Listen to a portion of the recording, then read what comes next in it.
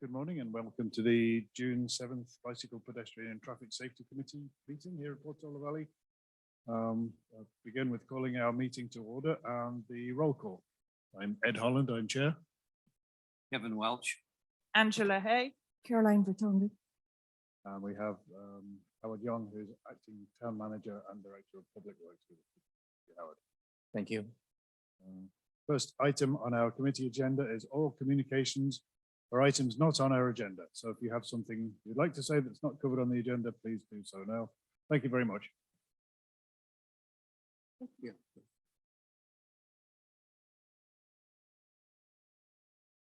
Good morning, everyone, and thank you for receiving neighbors of Golden Oak. I basically represent 15 neighbors that live on Golden Oak. We couldn't have everybody come today. The success of Alpine Inn is fabulous. They're our friends. We work with them. We own restaurants, they own restaurants.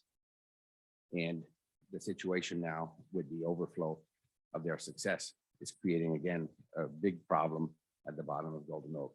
One, this is basically a big fire hazard. And as you know, State Farm and many other insurance companies do not insure anymore Portola Valley. It's a problem because in order to park at the bottom of Golden Oak, people have to do U-turns. This is very dangerous. Last week, we had a major incident with 10 cars parked at the bottom of Golden Oak, where 2 of them were actually at the bottom of the hill on the street. And all 8 of them were also there with their tires on the street. We're extremely worried about the situation. We put a lot of pressure, all the neighbors with Golden Oak, since the city has not been able to find a solution.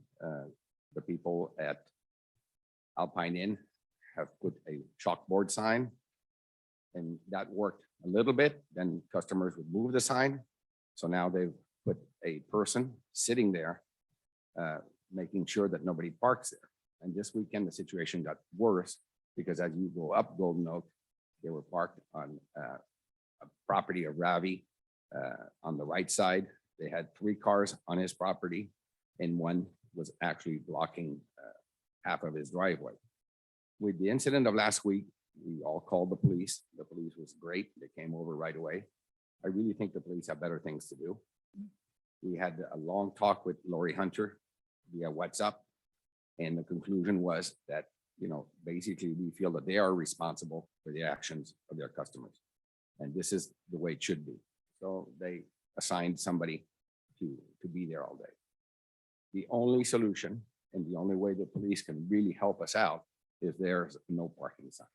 We've been at this thing now for 2 years, and there's no way that we can get your city council or the mayor or your committee to approve a small sign on that post that says no parking. This is really the only way the police can enforce that there's no parking there, and it's the only way customers can see that they're not allowed to park there.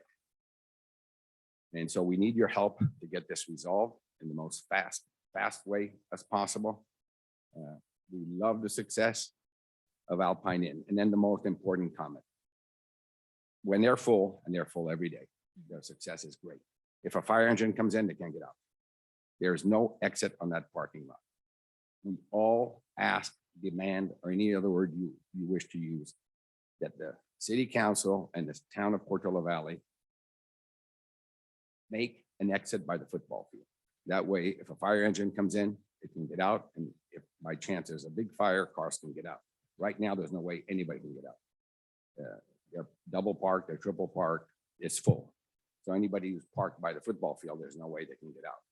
So Alpine Inn brings a lot of money into the town of Palo Alto, and the more money they bring in, the more success they have, and the more happy we all are. So somebody has to accelerate the process of building an exit for that area, because it's just a fire hazard. As you know, Alpine Inn is an old construction. It's all wood, and it's just a fire hazard. It's just in the making. We cannot get this done as fast as possible. We're putting at risk all the neighbors. Fire has no boundaries. Thank you very much. Thank you. Have anyone else with a oral communication for items not on the agenda? I've got some questions. I'd like some clarification as which neighbor did they park on? Where's that? Mr. Ravi, on the right side, the first house going up Golden Oak, they were on his property and half on the road. And then the bottom of the hill, oh, and I forgot to mention, one of the most beautiful things about Golden Oak is this heirloom fence that we have. This fence is over 100 years old. We repair it, we keep it together. We have not replaced any of the woods to make it look as aesthetic as possible. That fence is broken at least 7 or 8 times because when people park there, they open their door and the fence falls. So Ravi is on the right side. As you go up on the left side, you have Marcus who's here with me. You have Bomi Fromos, and then you have Jim, I don't know his last name, but Jim Pooley. So the first house on the left, these are all houses that are directly with the boundary of the bottom of Golden Oak. And you say 10 cars were parked on Golden Oak? Yeah, have we it can on have all the video. pictures.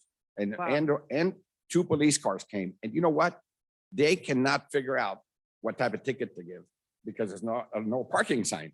So they have to look in there. We have the code and we have to tell the police what the code is because these are not traffic police. These are police that are here to help us with burglaries and real crime. This is the biggest crime there, which is more dangerous than anything else, is that there's a fire. So we found trash, we find cigarette butts, we find lighters. I mean, the collection is every week. Since Alpine Inn has put somebody to watch this, we've had no problems. But I find it totally absurd and ridiculous that you have to put a person there to make sure that people don't park there. Where just a small sign would resolve everything. Yes. The best thing for you to do is really call it San Mateo County Sheriff's Department. We They're not have. available. And they do have what they call community service officers. They'll come out there and advise the individuals. As a community, we'll look into this. At 7 at night, when we call them, and I have it on film and Caroline has it. And let me tell you something, Lori Hunter, who's basically, let's say the owner of Alpine Inn, has tried everything possible to help. And we have met with we've met with Greg St. Clair, who's the operator, who's a very close friend of mine and my wife's Nancy. And we met with all the neighbors and all we request and the Alpine Inn is to put a small no parking sign. This is the only way the police can enforce it. They cannot enforce it any other way. They have no way to figure out what the crime is. Okay, thank you. I think we understand that. At the moment, it's in between, is this just legal on-street parking or is there a violation of the municipal code?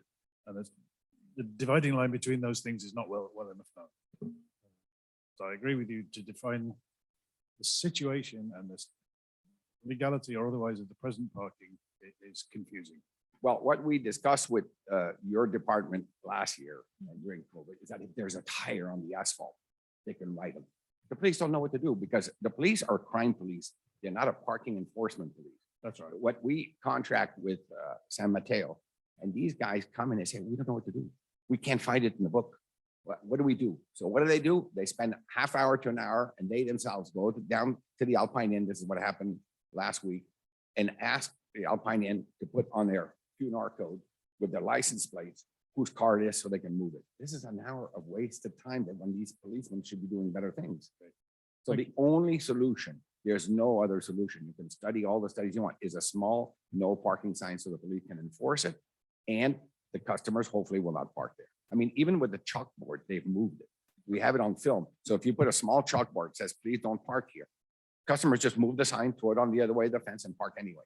So that's why Alpine Inn was forced to put an employee there to make sure people don't park. Thank you. Thank you. Caroline Letongan has a comment and then I'd like to make a comment after that. Well, I would like to ask the chair where we can discuss this further. It was not on the agenda, but I see several areas where we can discuss this further. It's certainly something we can add to the future agenda.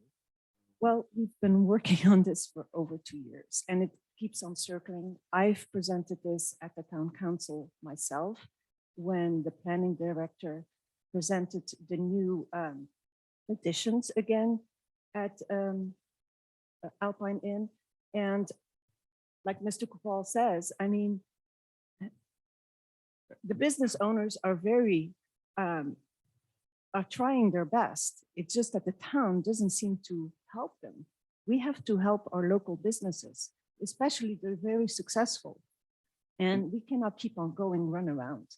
So I was wondering, who is our town council liaison this semester? Because I don't see anybody. And I was hoping that the commissioner, police commissioner, would attend the meeting. I'm afraid neither of them are with us today. Our town council liaison is Mary Hofty. I thought that was, that changed in April. No. Is she for the whole year or is it? As far as I'm aware, I have not received notification of any change. Okay, I think it changes every quarter, but we have to double check on I that. thought it changed too, but as you say, we haven't been notified of any change. No. In the past, it has changed. Yeah. I have a question for Howard. Howard, would it be all right if we put temporary no parking signs up there until we finally curtail this particular problem? Also, the most important thing that you don't realize, in order to park there, you've got to cross Alpine Road. Exactly. At Exactly. night, we cannot wait for blood to happen to do something. It's very difficult. And their business is really huge at night from 7 o'clock on till even 10 or 11. The only way to get to Alpine Inn, you've got to cross the road and there's no pedestrian walk sign. There's no lights. It's very dark. No So problem. this is an accident to making. Howard, is it possible to put something temporary, no parking until we figure out the bureaucracy to get a permanent sign there? So the one thing is, there was some history, there were some decisions that were made previously, and I don't have it on the top of my head as to what happened, but I think we will have to put it on the agenda again, and I'll have to revisit, and I'll talk to Ed too, if we can or cannot put a temporary sign up there. We don't have to wait till the next Right. meeting. Right. I But was I going to- need to do a little research. Okay. I need to do a little research on what occurred, because I recall it involved, I thought, a council member previously. So I just need to do a little research as to what exactly happened a couple of years ago, because I recall there was an issue with the right-of-way, dedication of the right-of-way. That's correct. Yeah, so I can't recall right at this moment, but I think we put it on the agenda and discuss it. Absolutely. They're very willing to do that. I think the other thing would be helpful from you and from Howard and perhaps even from ourselves, would be to look at that area at the most busy times and look exactly at and then map out exactly the zone that needs to be controlled. There's no busy time. It's busy all the time. The success is Well, fabulous. At a busy time during the day. It's not busy now. It'll be busy at 7 o'clock. No, it's So- busy at noon, Saturday and Sunday, you can't get in. Yeah. And Yeah. I'm not even But discussing our my point is if we then go and say, okay, it warrants different controls for the on-street parking in that area, what is the extent of that along the roadway?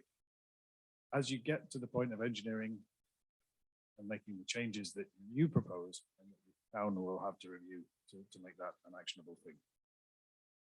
Look, And I one that- think this has gone on long enough. Yeah, thank you. And that we should have on the agenda that we have a vote to recommend to the town, if there's 10 cars there, let's make it 10 cars up there, no parking signs, and just say that's our recommendation to the town. Thank you. I agree. I was Thank just you. looking at this from an engineering point of view. That, There's, scope the problem out, bound it, and make sure you know. what this you're is doing. economics 101. This is a danger zone. This is a death in the making any moment. Somebody opens their door at the bottom of Golden Oak and a car comes down and when kids come out of a car, they don't look where they're coming out. They can just run out. And I can tell you from my own experience with my grandkids. So this is just an accident in the making. We need to put, if we cannot do a permanent sign because of all the logistics of permits, let's at least approve a small sign temporarily, no parking until we figure out the legality of putting a no parking sign. But this is an accident in the making. Can you, Marcus, come up, please? Come up. Thank you. My name is Marcus Ogurek. I live at 450 Golden Oak. So it's the second house when you drive up Golden Oak. The first house on the left is Jim Pooley. Ours is the second one on the left-hand side. And what I just wanted to add, I think Jean-Paul Coupal summarized it very well, but we keep talking about, okay, there's a couple of cars parked, so what? But I think we have to see how these cars get there. You drive into Golden Oak and they make a U-turn in the curve on the bottom, crossing a double yellow line to get on this parking strip.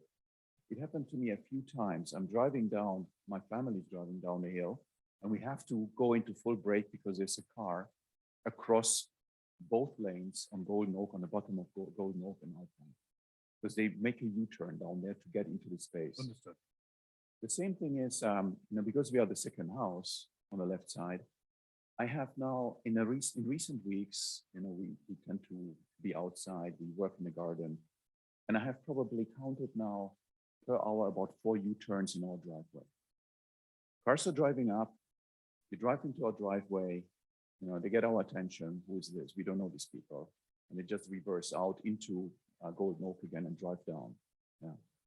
I mean, that's simply something that we probably have to live with because, we are in Portola Valley and there's Alpine Inn just next to us, which we support and we like it to be there, but we really ask for your help to somehow de-risk the situation.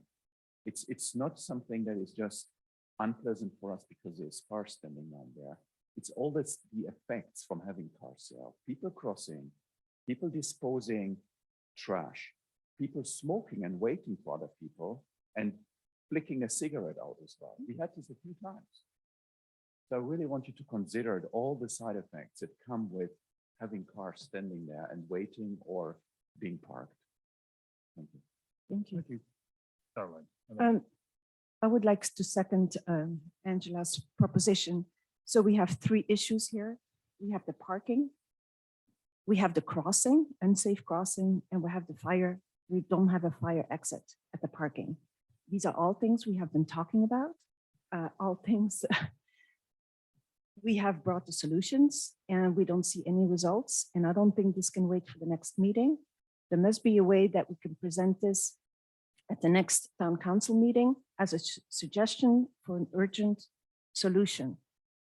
Public safety has been the primary goal of this new town council, and I think we have to act on it. Thank you. Thank you. I'm not sure the procedural possibility is for us to make a recommendation at this point without, because we can't have a vote on something that isn't agendized.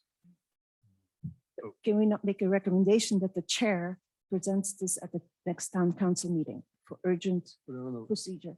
just put it on the agenda, that's all. That's in July. Well, that's not what Caroline is asking. No. You're asking me to do I something think the immediately chair at the- can mention that to the town council as a safety issue. I presented it as a resident last week. I've presented it at the planning commission when we were talking about Alpine Hills, and everybody agrees. Why can we not find a solution? But I would be willing to do that. If I can help, I think the correct procedure is to go through the council liaison. So if you can talk to the council liaison about this and get guidance, so she can bring it up at the town council meeting under. I will take that action. Thank you. Mary's not on Zoom, is she? She is not. No, there's no one on. But I will take the action to follow up with Mary. Thank you. Good. Thank you. Are there any other public comments? Oh, I was going to say, the flags have worn out for the crossing walk. And we have extra money in our budget because we never spent the budget for our committee. And I'm going to make a recommendation that we buy flags for the crosswalks that need them. And just with our extra budget money, so that there are crosswalks and we could install them ourselves. I think that's a great idea. I like that idea, Angela. However, I know that we don't know exactly who put those flags in initially. Doesn't care, they haven't maintained them. I don't think that's important. Howard, can we do that? Go ahead and recommend to put those stationary for a permanent basis for crossing that crosswalk? So, the town didn't install those. So, some citizens or residents, I think, really did that. I think we talked about this at the last meeting. I thought that one of the community members was going to reach out to whoever was going to, I think the best thing to do is have some of the committee members reach out to the residents that installed that there and encourage them to replenish the flags. Look, I'm a resident right next to a crosswalk. I pay for my own money, but we've got some money in the budget, you It's know. not the idea of the money, Angela. It's the idea that we have to find who initially put them out there I don't care. because we I have. don't care. I understand that. but Andrew we is have- just suggesting a different approach Right. to making sure that we have good working flags. I'm all for them. You know that. I've done studies on those flags, the pedestrian crossing flags. And the University of California, I've done also in Berkeley with the crossing flags, and they do work. We know that. Point is, we have to find out who initially put those flags in. To that subject, I thought we were going to address it as a separate item, but yes, if you remember, it was Karen Lucian who was sitting in front of the committee, and it was funded. So it was a collaboration between the schools, BPTS, and the parents, and they funded that that system. But it was approved by PBDS, I thought, in collaboration with the town. So I have the prices for the flags. I thought that we agreed. We had a budget of, we raised the budget to $1,000. These flags are not even $100. So right now, this is the only flag that's still orange. All the other ones are white. So I thought we could proceed and at least replenish those or change them. So there's, I hear, I think Kevin brings up an interesting, a good point here, is that the town did not install that system. And so, now I don't know what the legalities are of continuing that system. It was, I don't believe it was something official that happened between us, the committee, and the school district. It is something that was just appeared there, and you know, as part of the rural character of the town, it stayed. So I have to find out a little bit more about the legality of us then finalizing, I mean, participating in it. So that's, I don't have the information right now, but that's, I think they're interesting points, but I can tell you that the history behind it is that I don't believe the school, you know, I don't think the school or the town had, you know, we didn't have anything to put that there. It was someone else. And, you know, do we continue that by financing it or do we not? That's probably a legal question. I'll probably talk to the town attorney. Howard, could you please take that action to follow up and let us know the appropriate, whether it is appropriate for this committee to approve and even maybe include budget items for limited amount of safety equipment and crosswalk flags as a future ongoing thing so that we can sustain that as a safety feature. Okay. I think that's important. And I think that will be a good thing for this committee to support. Yeah, so the question is the legality of using public money to buy the flag and install them. That, and essentially, does that insinuate that we've essentially taken over? Yeah. I wanted to comment to that. It's liability, but remember the town approved the safety project in 2019. We had $285,000 set aside. And that was on the condition that that crosswalk was going to be improved. And so we have not seen any results. This is also an item that I brought up at the last town council meeting. So if public safety is really the primary goal of this new town council, I think we have to see some improvements. Thank you. I think in the interest of time, I'd like to move on unless there are any further pressing public comment. Thank you. Item 3 is approval of our minutes from the May meeting. I think the meeting minutes were a true and good representation of the meeting that we held. And I propose that we carry those forward into the record. You want any feedback on the minutes? Like rapid flashing beacons at this point, or want to go into that later? I think, unless you find there is a discrepancy in the minutes. No, the minutes are fine as far as I'm concerned. The only one thing I found out about the minutes at the end on 5.10, comments and questions. I think Angela did not complete that. This is Howard Is this said. sentence bad? Oh, no, it said nothing. Okay. There we go. I'll clean that up. Okay. Now, great. although we go above and beyond in our meeting minutes reporting, in fact, I learned at the committee of committees that we only really need to provide an action minute. So that this agenda was covered, this agenda was covered. It's not actually required to provide a full discourse of the entire meeting. This is grammatical mistake. So I propose that we accept the meeting. I minutes second from that. Thank you very much.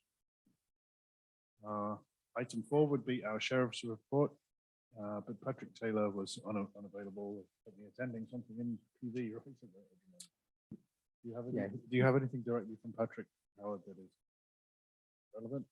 No, unfortunately, no. I think Patrick indicated to me just 10 minutes before the meeting that he couldn't make it due to an urgent matter within Portola Valley here that he's dealing with, that he needs to deal with.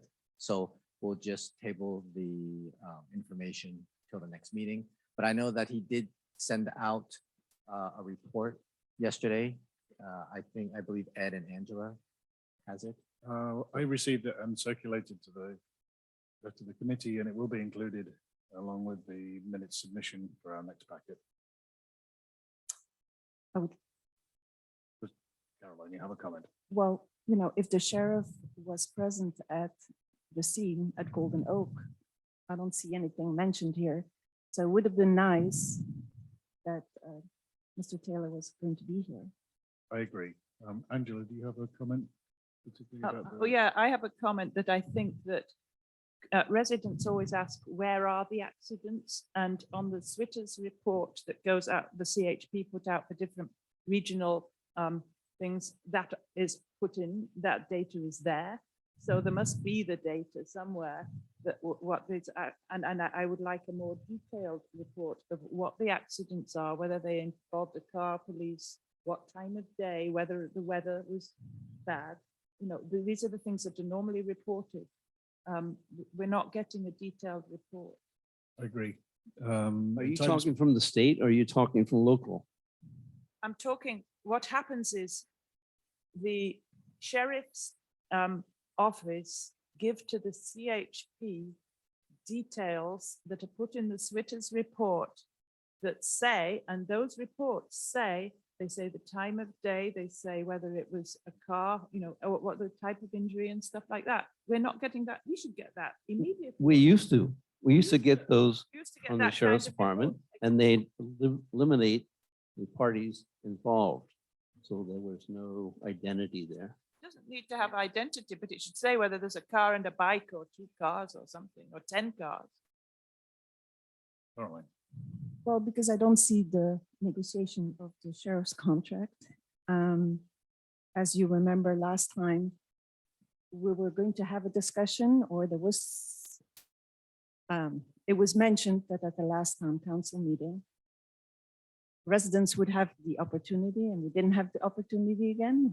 We used our oral communication to address the issue. Can we put that back on the agenda for next time? There's another meeting with the sheriff on the 13th. I have not seen any publication of that, and I will be out of town Yeah, next 3 weeks. So again, but you can use the Zoom. They're going to Zoom on that as well. So Okay. Carolyn, you can use the Zoom. It goes from, I believe, 6:30 to 8. Is that correct, Howard? Correct. And I can provide an update on that under my report. so how come the residents are not informed? How you got the report? I'm supposed to get all these notifications. It was posted on TV. That's how I found it. Okay. Not everybody is on the social media. One moment, please. Caroline, is there something you would like to propose for future BPTS agendas? related Yes, I to would this? like to have an input on the sheriff's contract because town council approved the 3-month extension. But Thank I you. think we have a role to be part of that. Thank you.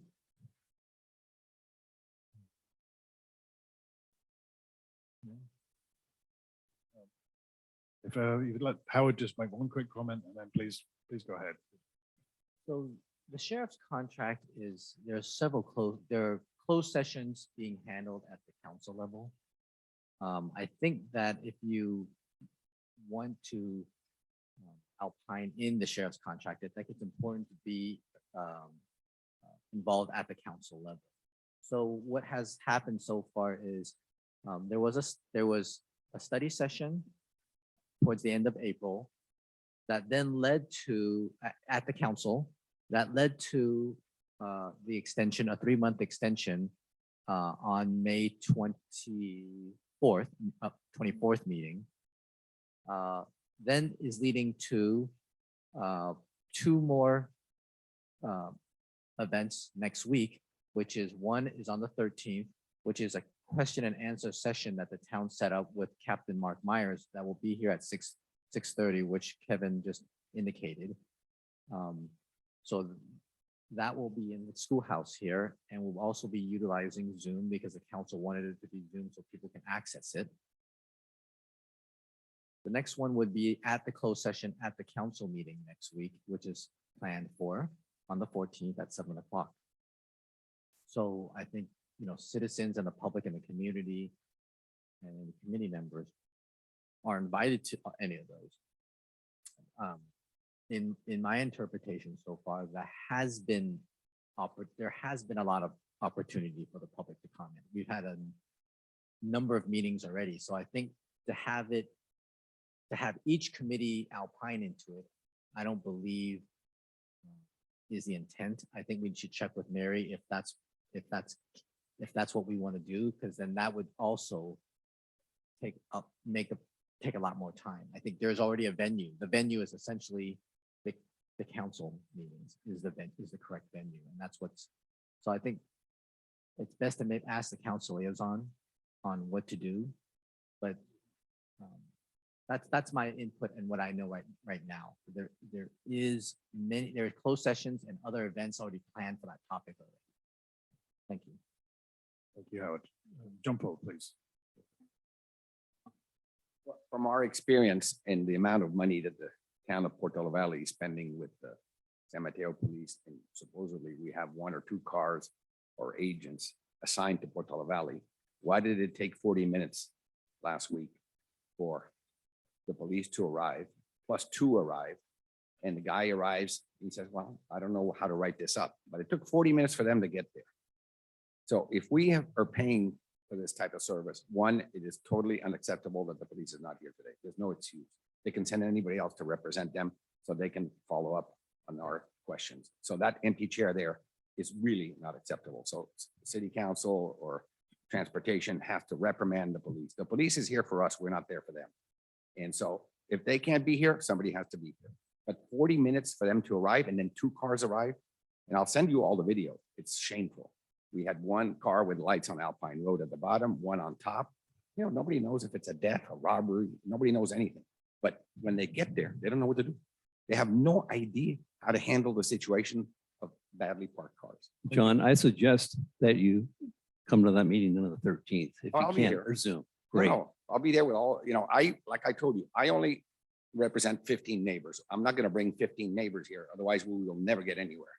But I have the full support, and Marcus have full support of the most affected neighbors in Golden Oak. And we even have the support of people who live on the other side of Golden Oak. But we need to get this resolved. And that's why I request again, please, Howard, figure out a way until we have an emergency to put a temporary no parking sign. Let the word say temporary so that we will see if this works. If it doesn't work, then we'll have to figure out another way for it to work. But we cannot wait for an accident to happen. Thank you. Thank you. Any further comment on this? The only other thing I might suggest is a temporary no U-turn sign at the bottom, or something else, so that people don't turn into Golden Oak and then see a no parking sign and then feel they have to do a U-turn. Yep. Especially also they'll do that if they see that all the spaces are taken. So it's going to be hard to enforce that. But, Unless you made Golden Oak one way.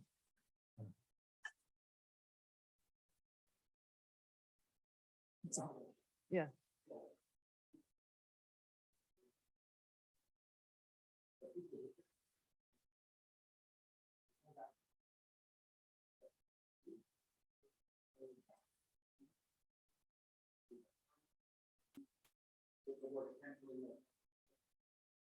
And my concern is people, they come up Alpine, they turn right into Golden Oak, see a no parking sign and do a U-turn.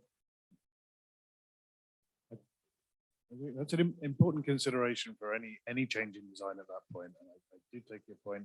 We've spent a lot of time on this now. I think we do understand the issue and the frustration, but in the interest of time for the rest of our agenda, please let's move on. But we do hear what you're saying. And I know it takes a long time. No further items regarding the sheriff's report. And if you wanted to make any request for presence and alteration to safety issues, since the sheriff isn't here, you're out of luck. Public work, oh, wait, Howard, quickly, can you go through? I know, Howard, you have a hard cut off at 9 o'clock for another part. Yeah, I had a call that with the county that came up yesterday at 9 o'clock, so I apologize after leaving 9 o'clock. So I'm going to summarize this, and I reached out to Ed about it yesterday also. So just an update. I'm going to go through my update first, and then I know that Ed placed these ABC items as essentially just placeholders. There's nothing specific about them. That's correct. So there's a couple of hot topics right now. The sheriff's contract is something, and if you follow the council meetings, we've had a series of council meetings. So there is a cost increase because they're looking at what they're saying as full cost recoup for their services.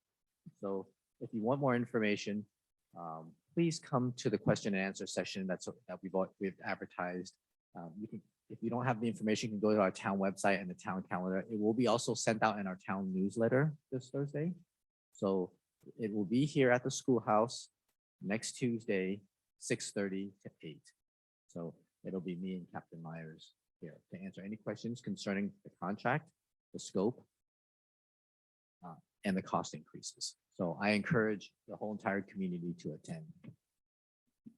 And we have put a lot of work into it also. So like I said, it'll be also after that, it'll, it is the topic is also agendized as an additional study session the next day on the 14th. Right now, the town's working on the budget. That's the biggest thing right now. What Public Works is doing, we're doing a lot of mowing. Mowing the right of ways you've probably seen, mowing the trails, getting ready for fire season and coordinating with the fire department, fire marshal. So there's a lot of that.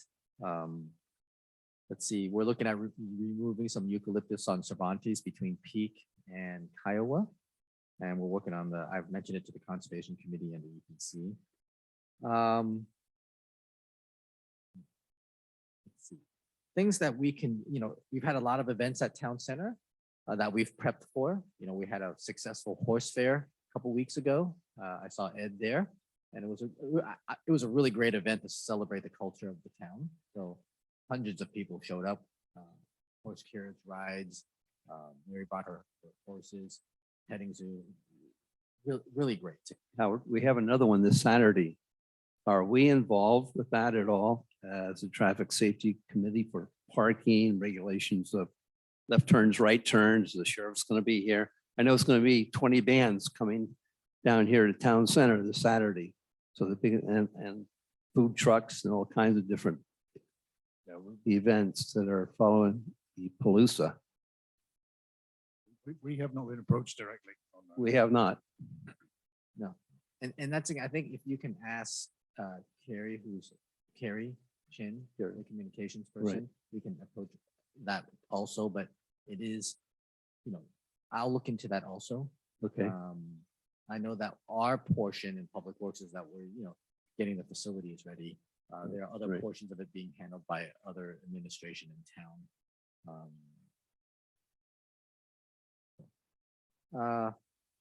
So, I was going to mention there's the PV Palooza this Saturday. There's 15 bands. And there are a lot of events at time. At the old town center, we had 2 events. Blues and barbecue and a town picnic. But now, with the new facilities here, there's a lot of events. There's a summer concert series and multiple events, the wildfire prevention event. these things take time, the cleanup events, these things take time to prep for. Let's see, just a reminder, we are short staffed. We have some new staff and some empty positions. So, a lot of people are taking on doing two things, wearing two hats at the moment. Storm related items. I'm still working with FEMA. It's a long process to recoup some of the expenses that we spent during mudslides. And I can talk to the sheriff about ticketing and parking. So let's go into, I just want to jump quickly into some projects. We finished our speed survey and we're digesting the results right now. So more to come on that. The rapid flashing beacons, those designs are almost done. And I'd like to comment on that as well, Howard. Okay. I know there's a house right in the corner of Golden Oak West and Alpine, right across from the club where the crosswalk is. Mhm. The rapid flashing beacon is going on that corner. Will that interfere with their livelihood? Like at night, especially when those things flash, say at 9 o'clock, winter time when it's dark? Or is there going to be some kind of reflective device keeping away from that residence? There's not going to be a device. I mean, these will operate by push button. Correct. I understand that, but the light itself, let's say I'm sleeping 8:30 at night, I'm tired, and all of a sudden I'm looking at this flashing beacon as somebody crosses over to Alpine Hills Tennis Club. So will it affect? I mean, I know that the house is elevated from the street, but it is, it is the town's right of way. We have the right to put the light there. I think if there is a concern about light, I think they should be involved also. So at some point, what we did send notices out to, when we started this study, there were about 14 intersections we were looking at. Right. And we did a huge number of them already. And part of that process was to notify everyone within 300 feet of those improvements. I don't recall there was no complaints or issues at the time. And that's why we started moving forward with design. But we did go through that process of notifying everyone within 300 feet. Whether it affects them or not, or how they perceive it, yes, there'll be flashing lights there. But once again, how many times will it go off? Aren't car headlights stronger than the flashing beacons? LEDs, and they're pretty bright. But car headlights are just as bright. Yeah, but they're coming in this direction. That unit's gonna be on that corner. So the bedroom maybe 40 feet from the unit. I don't know where it's actually gonna be Darkening placed. blinds, get room darkening blinds. I'd like to say bring it up at that point when it's a Yeah, problem. yeah, they were, residents were notified about the project. And I think when we not only did we notify them, we had an ASCC meeting that we invited everyone to that showed them what the improvements were, potential improvements. Yeah, but until it's there, you can put it all on paper, have it all blueprinted. Yeah. Understood. Okay. Thank you. Thank you. Hand raised. Thank you, Howard. Yeah. So then Quickly. there's those are the two locations, and I sent some of the draft plans to Ed, and no updates on the signs yet along Patrol Road. Let's see, on A, B, and C, I'm going to quickly go through. As I understand, Ed put these on here just as placeholders. We can update or not, but regular highway maintenance at this point, we just do patching potholes. If you have anything, please call them to PV Connect. Everything is seasonal on maintenance right now. And right now we're just doing mowing of the right of way. We're continuing our fire mitigation program on Golden Oaks. So that's going well. And once again, that's proactive. That's crew of 4, 5, 6 people doing that work for us, in addition to what our normal work is. Paving projects, we went out to bid for at Westridge Drive. So we're digesting those things right now, whether that's going to happen or not. I just talked about pedestrian safety projects. So that is my report. There's a lot going on right now with the limited staff we have and what we need to do for the summer and just essentially not only are we mowing the roadways, we're mowing our open space too. So, thank you. One other question I have for Howard. Sorry, we do have a Go ahead. hand up online. Go ahead.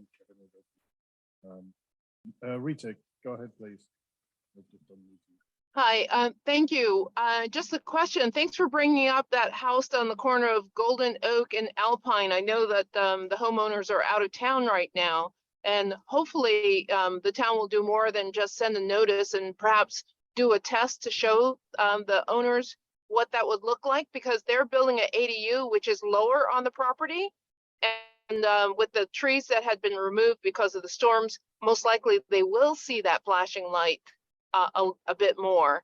If, you know, maybe one night when it's dark, you can test it, not necessarily you, Howard, or perhaps the owner can be given something so they can test it themselves and record it, which might help answer some questions. But thank you for bringing it up. And, you know, we just have to look out for each other. Thank you. Thank you. Caroline, quickly, please. I know Howard has a. Well, I understand. Like I said, the study was approved almost 4 years ago.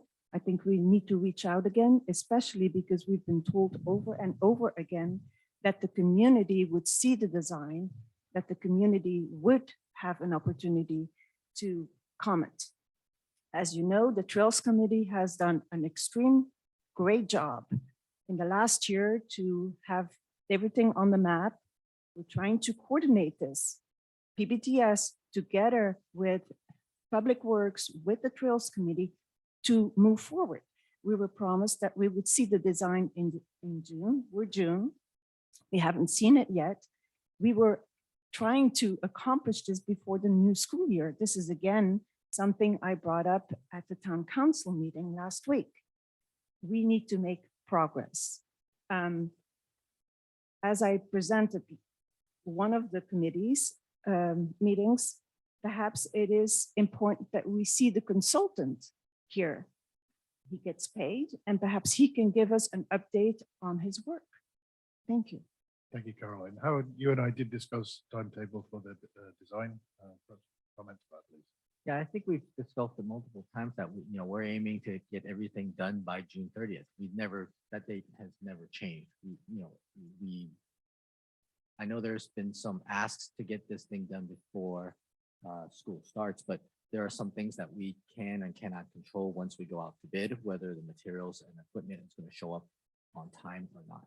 So as for the design, I just wanted to let people know that there, you know, why is it taking longer? And also because we were asked to look at multiple different locations and start eliminating those locations too. So I don't want to lose sight of that also.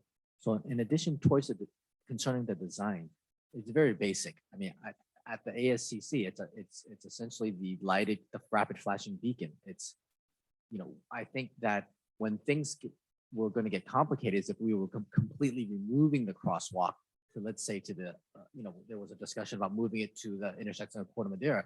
That involves a lot of grading and realigning of trails. So that is not an option anymore, but it was an option that the committee asked us to look at.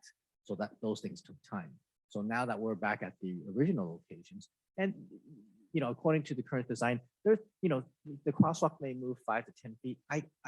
Those things are insignificant. We're not changing it, the location completely different.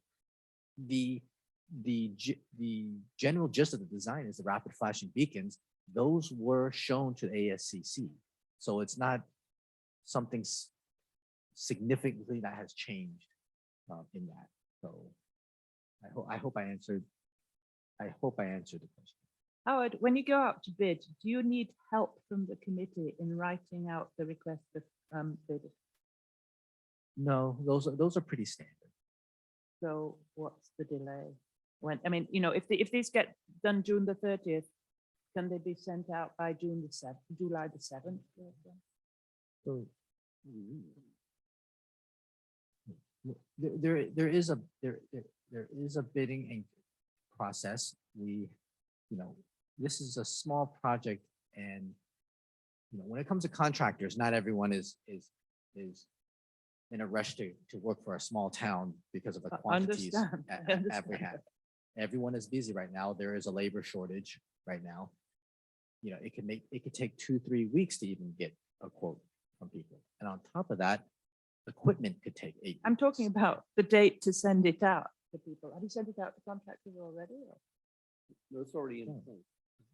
No, we have not sent it out to I have not contractors. seen anything in the newspaper saying the town of Portola Valley has a request for proposal for installing rapid flashing beacons, which I would expect to see in a public place for a town. So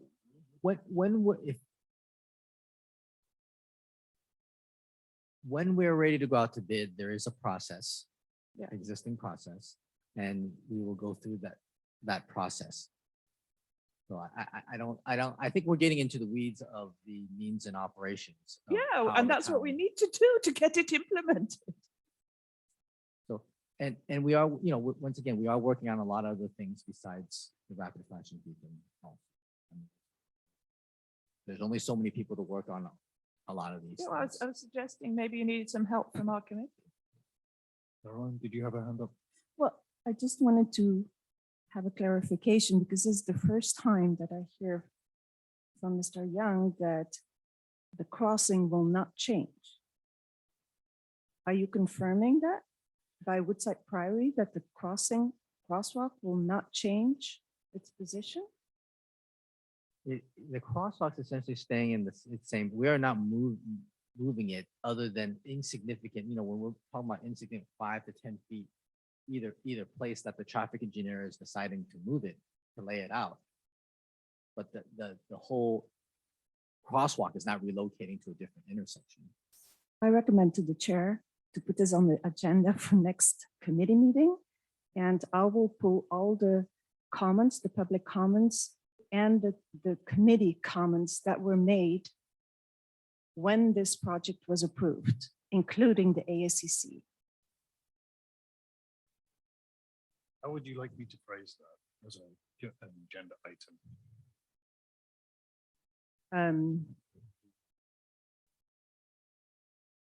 That we review the design and that we make a decision at that time. So I hope that we as committee members can see the design beforehand, and then we're ready at the next committee meeting to discuss it. But I think there's another point that I would like to make is I think we have to start to work with the planning commission as planning department as well, because we have all these issues. And ever since then we had the Neely project, you know, they come up with new projects, but the safety stays behind. So this project was approved in 2019, you know, with all the meetings that we had. But since then, we had the Neely project, we had Alpine Inn. These are all very successful businesses. We had the Priory. And they keep on adding, but the safety projects stay behind. So obviously there is an issue with the planning in our town. And so it's our duty to provide safety or help with the safety of pedestrians, bicycle, and the traffic. So we have to address this. It's our duty. Thank you, Caroline. Howard, one moment, please. I do have a specific question for Howard. Is there enough in the plans and designs that we have already in the initial proposal to say that the next work is engineering design and that the design intent would have been captured by what is already published? So that we could review that again, rather than. I don't have the answer. So I, you know, as I was listening, you know, we were talking about the locations of these at previous meetings already. So I think we have to go back to those minutes because, you know, there were updates that were provided that we eliminated and decided these are the locations. I think that we probably should go back into those minutes and review the work to date and how we got. That's a good idea. Thank you. Don't put your hand up. We are running very close to our time and there are some other items I would like to cover.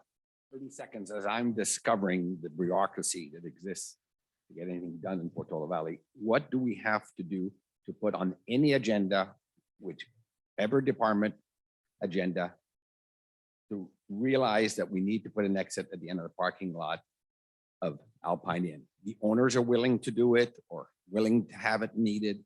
I don't know what the situation is, but I need to know as a neighbor and as somebody who lives in Portola Valley, on behalf of all my neighbors, how do we agenda, with which department do we agenda to get on an agenda, the exit that is needed at the end of Alpine Inn? Please give us an orientation of how this can get to the city council, the mayor, public works. How do we get, I know that Howard has told us that this has already been done. There's already a plan. How do we accelerate this process, and how can we get an answer how this can be done? You're talking about an emergency exit, right? Correct? Yeah. Thank you. It could be emergency. It can be anything you want to call it, but they have to be able to, people have to be able to get out, and the fire engine has to be able to get out. Right now, if he goes in, he can't get out. There's no way he can back up in this parking lot if there's a fire. There's no way. We talked to Dan Bullard. We've studied this. The fire engine goes in, he can't get out. Thank you. I just like to chime in before I have to step away, but no, I did not promise that something was going to get installed. I know that there was a discussion so far with the owner of Alpine Inn. So I think the people that need to get involved are the owners of Alpine Inn, also the fire department, but it is not as easy, putting a gate there. You would have to consider the location. And look at the location. Who's causing the issue? Who's going to pay for it? Is there room to do it? How it affects the scenic corridor? How it affects traffic patterns? So there are a lot of things there to consider. I think, however, if the citizens want it, the right thing to do is everything should go through the council liaison. I hear a lot of things here that this should go through the council liaison to bring it up to the council. Then the council can listen to it amongst all of its priorities and then prioritize. They decide which they're going to do and where it is in the priority order among all town things. I think that's a fair way to go. I believe that is the answer. And Ed, correct me if I'm wrong. That's what I heard. I think that's correct. Yeah. Yes. Real quick, according to Lori Hunter, who's the owner, represents the property, zero answer from the town council, zero answer from Howard Young. All the neighbors met with her a year and a half ago. She has requested, doesn't know what to do. It needs to get done, and they pay wonderful taxes, and they pay nothing for that parking lot, which is another problem. If they want to pay more, they don't pay more, but somehow the town is totally responsible and has the 100% responsibility that if there's a fire there, cars explode, fire engine can't get out, it's the town of Portola Valley's problem, not Lori Hunter's problem. Because that property at the end belongs to the town. It does not belong to Alpine Inn. The town owns the parking lot in front of the football field. Whatever goes on there, it's the town's responsibility, nobody else's. So, and I just like to chime in. So the parking lot is owned by the town, but it is rented to the Alpine Inn. So it is not the town's cars that are filling it up. It is, Alpine Inns. So But if it is town property, I think it would be relevant for the town to review that as a safety item and review that with the fire department. Fire marshal. yeah, I think so. I think so. So I think the thing to do is just go through the council liaison to table this. But I only bring up the questions that will be asked. Who's going to pay for it? How are we going to do it? Where will it be? How it will affect traffic? So everyone understands it, because there's always a cause and effect. And I'm just letting you know what the cause and effect is. I'm not here for or against. It's just cause and effect. I agree, but that's more the small intestine of how something gets done. After you determine this is an important public safety issue, it's required that you do this, or not, but determine that it's required to do it, then all the other things have to just follow up. Yeah. So once again, I think we let the council liaison know. I think from what I'm hearing, there's a lot of things. I think we bulletize them. Someone bulletizes them and sends them to the council liaison for the council to decide which ones to, what to do and what priority it goes into. I will do my best to collect those items together, but if you would also please reinforce them to me and I will collate, I will copy you and also send it off. But in common to Mr. Kupal, you know, we've brought this up at this meeting. We've brought this up at several town council meetings. We've brought this up at the planning department meetings, planning commission meetings, ASCC meetings. You know, we hear from the business owner that they filed a permit application. And we constantly hear, you know, that they filed it, they haven't heard back from the town. So obviously, we not only have to communicate with our town council liaison, but the liaisons of the other committees, because it all has to work together. Like I said, we have to get the planning department involved in this. They cannot continue to approve new projects without, Agreed. I mean, the planning commission presumably can't proceed without receiving a planning application. So that's out of our purview, but I heard a few times about the priority of the safety matter. I would just really remind us here that we have hundreds of cars parked there, of which probably I would estimate 40–50% are electric vehicles. If one car starts burning and it ignites another car, fire engines can't get to it. If an electric vehicle starts burning, this is a bomb. Yeah, and we have hundreds of these cars down there. So we are, as citizens, we are really concerned about the situation, and we don't want to wait until it happens and then say, oh, we wish we would have dealt with this earlier. Yeah.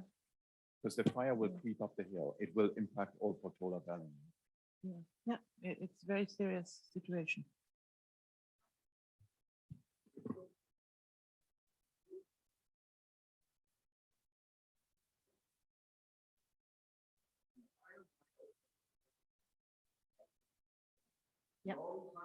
Yeah.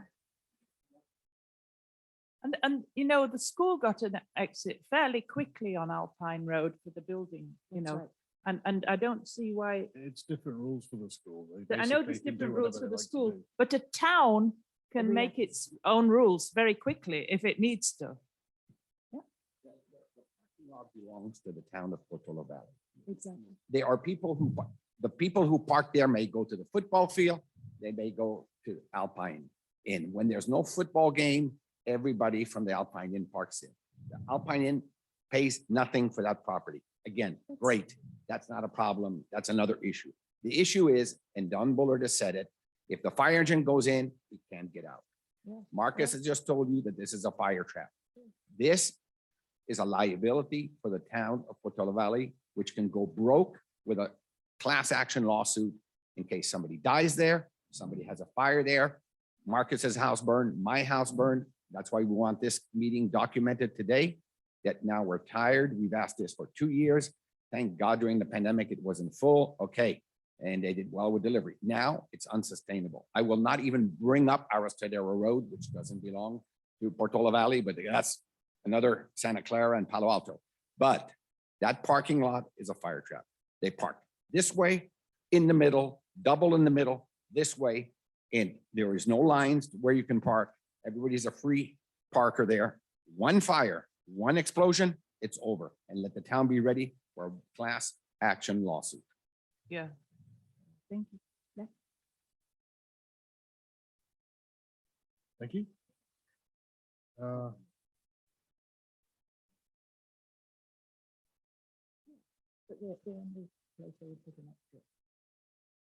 If we're all in agreement, please let's take 5 more minutes to conclude our agenda items for today. Yeah. We're already over time. Good discussion. There are some very good points. It's hard, it's impossible to disagree with what you're saying. We have the duty to But help them. if there's one thing I've learned in what is now approaching 10 years of committee service is that nothing ever happens quickly, no matter the urgency. Except for the school and the priory.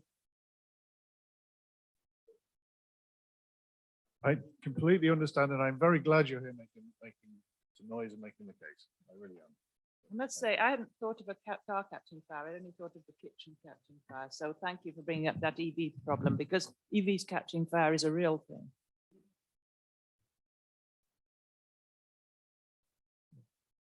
I have seen YouTube. One of videos. the things I put on my agenda this morning was that, in fact, right on my number one, okay? I'm concerned as well as you. I'll tell you why. I just found out that the Buick Corporation, their electric vehicles are catching fire automatically. After you leave them out in the parking lot, they conflagrate.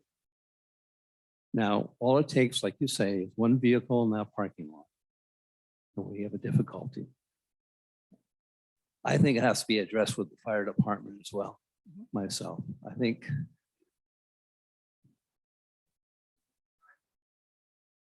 Meantime, I suggest we restrict the parking in Alpine Inn. We talked to the church down the street across from the Ladera Club.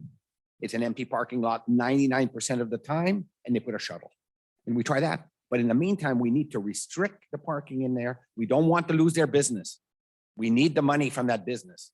We want, it makes our town lively, thriving. They're great operators. What about if we talk to the church, you have a shuttle. put a shuttle? And at least we do, it's a Band-Aid. We need to do Band-Aids now. We can't wait for something to happen. We can't wait for this committee to tell that committee to go to the city council, for the mayor to react. This is a lawsuit in the making against the town of Palo Alto, the town of Portola Valley. Guaranteed. Talk to the church. No, but the church is not going to say no. Their lot is empty. I can understand if they have service, and put a shuttle. Figure out a shuttle system. Get a Greg has an old truck there from the 50s. I don't know. They're willing to do anything to protect themselves. I know that right next door here, if you have an event in the town center here, that you have to rent their parking lot, and it runs $800 to rent their parking lot. It might occur that if Alpine Inn can communicate with church, maybe that'll work as an option. Well, imagine what it's costing them now to put 2 employees all day long up Golden Oak at the bottom of Golden Oak, because the town cannot put a temporary no parking sign. So they're willing to collaborate. They want to collaborate. They want peace with the neighbors. They don't want to be liable. But if their car's parked there on the town of Portola Valley's lot, you guys are responsible. Simple as that. Can't blame them. They're not responsible for the actions of their customers. Thank you. Thank you very much. Thank you. Thank you, Marcus. Thank you, John Paul. Thank you. Thank you very much. All right, our ongoing committee business. I hope I did attach the budget to the agenda packet. did. I did, thank goodness. As proposed at the last meeting, I put together a cursory budget detailing the items and also detailing that where items were not spent, budget amounts could be shifted around to cover some other expense. So I invite somebody to propose the acceptance of that as a. I propose we accept the budget that Ed circulated. Does anybody have some problem I with did it? not see that. Did not see it? Mm. Okay. $1,000. $1,000 total I know. we with talked about breakouts Four for categories or something. safety equipment, for consumables and entertaining snacks and other items for a public event, for education and training, and then attendance of courses and other items where we would seek some education or training or attending a course. Thank you. Thank you. I propose we accept. Thank you very much. I will, Who's second? I'll second that. no, thank you, Kevin. And I will pass that on to the town. You have to vote. Well, we do have to vote. I always forget the procedure. Yeah. Yes. In which case, I call upon the committee to vote on acceptance of the proposed budget in our agenda packet for our committee expenses. The vote in favor, In favor? Yes. unanimously voted in favor by all 4 attending committee members. I did add an item here, item ongoing B, safe routes to school, next steps. Whether next steps have been made or not, but we could also discuss what those might be. Caroline, I know you had an interest in this. And perhaps, would you consider reaching out to the school district and saying, asking where they are on safe route? And if there is some way to, So I was working with the Trails Committee, and then unfortunately, they didn't have a quorum last month, so we couldn't discuss it further. But like I mentioned during this meeting, we were told by Howard, and I know he's overwhelmed right now, and I don't blame him, that we would see the design in June, and nobody has seen it except perhaps you have seen it. I I have don't not. think there is a design. This was the first meeting where I heard that the crossing by Woodside Priory will not drastically change, even though when you go back to August 2019, the town council approved the project by consultant Krupka on the condition that that crosswalk would be changed towards Corte Madera Street. We have not seen anything, and it is not a safe area or site to put that crosswalk there. You have a bus. If the bus route will be reinstated, it's right on that corner. We still have issues with traffic going in and out Woodside Priory. They claim that there is somebody there to review or control the traffic, and that is always brought up when the planning commission meets or the ASCC or town council. But in reality, there is nobody there. There's a folded chair there, but nobody's there. People don't use that crosswalk because it's in the wrong location. We've brought this up. We had several community meetings, outreach and whatever, and we don't go anywhere. So I think we as a committee have to find a solution to work with other committees and the planning department to work on this. And if indeed the safety has become the primary goal of town council, we need to work on this. And nothing else can be built unless we have these projects completed. But like I mentioned at the planning commission, and they approved a new construction at Woodside Priory. They're going to use Georgia Lane. There is a trail there that they're going to use. There's another house that has been approved at the end of Georgia Lane, which is the connection to Ormondale School. You know, you cannot continue to plan new construction when you don't solve the ongoing issues before that. thank you. May I please ask you to contact Howard and discuss that issue with the crosswalk and report back on the timing, if you remember, for the council's approval to move it? That's not something I remember directly, and it would be very helpful to reframe that again. If we need. Unfortunately, I will be out of town in the next 3 weeks, but I can communicate by email and remind him that, and I definitely can prepare this for the next meeting in July. Thank you. I will likely be unavailable for the next meeting myself, since we'll be traveling. So. We may have to. Will we have a quorum? I for the next suspect we meeting? will not have a quorum for the next meeting. Let's come on to that at the very end, Okay. please. Our last ongoing business is any report from the subcommittee on alternative No, transport. no No report. report this month. Thank you very much. And I think apart from PV Palooza, which we're looking to determine any involvement, we don't have any events or anything upcoming. Nothing directly organized by the committee. No, and given that the horse had its own parking thing, maybe the Palooza has its own parking in the control. Perhaps I can try and find out. Maybe we're not, maybe we're off the hook. I'm not sure. Find somebody I know on Cultural Arts Committee and ask them. When I Uh, printed out the agenda of the town on June the 4th, so that meeting with the sheriff was not on there, and we have a conflict. There's another 6:30 meeting on the 13th. It's the Raise and Equity Committee meeting. What they also advertised on the 24th is an annual communication and safety day. I've never heard of that, and Oh, so, that's the amateur radio and communication. oh, that's, yeah. oh, so So perhaps we also have to contact the emergency preparedness. That's a good point. I mean, Especially certainly to include them in the discussion. Especially to address, Alpine Inn. Yes. Yeah. Okay. Oh, yeah. Item 8 is matters arising. I have nothing further. Our next scheduled meeting would fall on July 5th. I shall not be available for that meeting. I believe it's possible that we will not be able to establish a quorum on that date. In which case, I would propose that we defer until, or adjourn until the August meeting. We cannot change it for 1 week.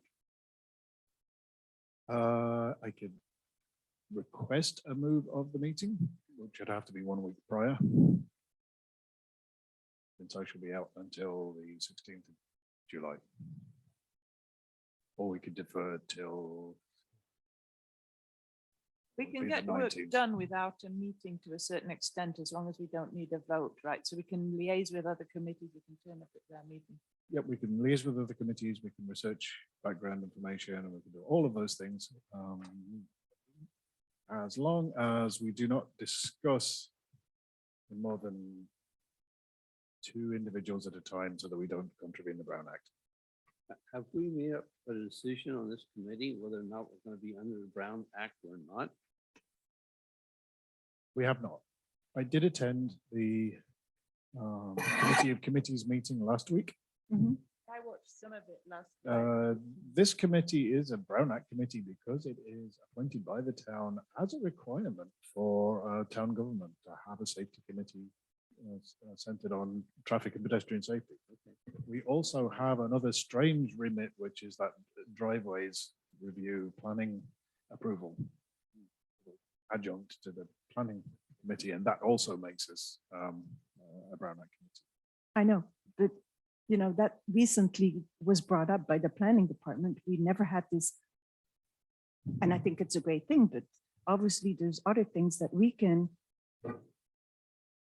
be participating with when the planning department is proposing a new Yes. construction. I do need to keep to business here, so Next yeah, meeting, our next meeting, unless there is a notice in time, our next meeting will fall in August. I don't have the date to hand.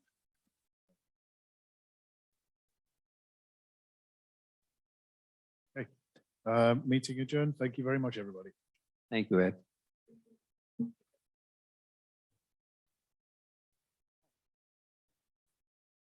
Mr. Pitcher wanted to move, but, no. I think it's